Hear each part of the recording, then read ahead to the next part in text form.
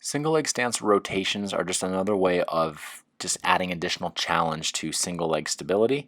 In this case, we're focusing mostly on the transverse plane and using a combination of rotation and band resistance to create some sort of like perturbation effect for all of the rotating muscles from the foot, ankle, knee, all the way up to the hip and spine.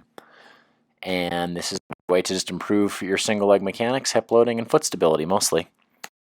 I like to utilize this exercise with anybody who needs to improve single leg balance, especially those who have had a history of ankle sprains or lower extremity injuries. This is a great way to rebuild that ability to stabilize through the foot, knee, and hip.